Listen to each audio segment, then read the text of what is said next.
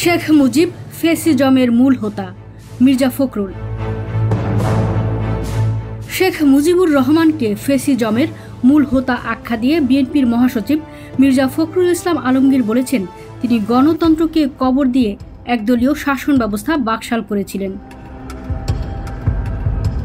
মঙ্গলবার দুপুরে জাতীয় প্রেস ক্লাব মিলনায়তনে জাতীয়তাবাদী স্বেচ্ছাসেবক দলের সাবেক সভাপতি শফিউল বারী বাবুর পঞ্চম মৃত্যুবার্ষিকী উপলক্ষে আয়োজিত আলোচনা সভায় তিনি একথা বলেন।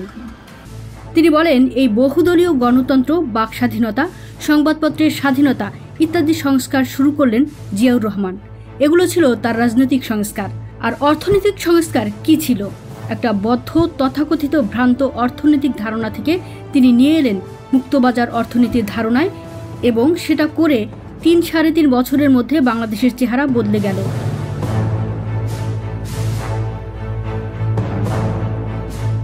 কিসিঞ্জার বাংলাদেশকে বটমলেস বাস্কেট, তলাবিহীন ঝুড়ি বলেছিলেন। সেই আমেরিকা বলল যে বাংলাদেশ এখন একটা সম্ভাবনাময় দেশ।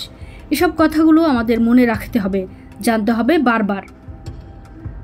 খালেদা জিয়ার আমলে সংস্কার তুলে ধরে তিনি বলেন, দেশনেত্রী Begum Khaleda Zia presidential form of গভর্নমেন্টসকে পার্লামেন্টারি ফর্ম অফ গভর্নমেন্ট নিয়ে গেলেন।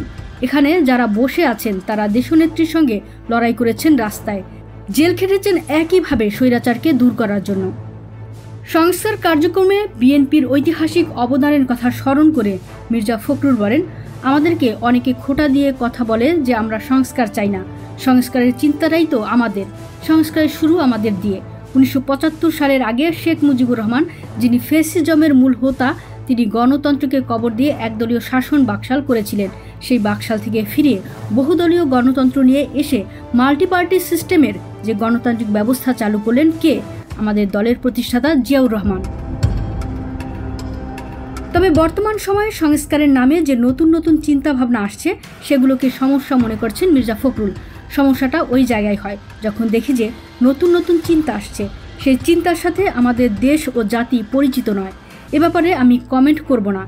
একটা কমেন্ট করতে চাই, এই যে পিআর বা সংখ্যানুপাতিক হারে প্রতিনিধি নির্বাচন নিম্ন কক্ষে, এটা পিআর আমাদের দেশের মানুষ বোঝেই না।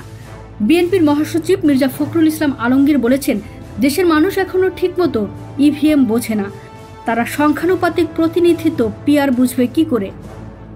কিছু রাজনৈতিক দলের পিআর পদ্ধতি নিয়ে অতি আগ্রহের কথা উল্লেখ করে মির্জা ফখরুল বলেন, এই দেশের মানুষ যেটাতে অভ্যস্ত সেই ভোটের ব্যবস্থা করেন। বিএনপির মহাসচিব বলেন, নতুন নতুন চিন্তা আসছে, সেই চিন্তাগুলোর সঙ্গে আমাদের দেশ জাতি ঠিক পরিচিত নয়। বিএনপি সংস্কারকে ভয় পায় না উল্লেখ করে মির্জা ফখরুল ইসলাম আলমগীর বলেন, আমাদের অনেকে খোঁটা দিয়ে কথা বলেন আমরা সংস্কার চাই না। সংস্কারের চিন্তাটাই তো আমাদের। সংস্কারের শুরুটা আমাদের দিয়ে। প্রতিবেদনে ছিলেন মিতু রুকাইয়া, কণ্ঠে সুমনা সুমা, ওয়ার্ল্ড ভিউজ।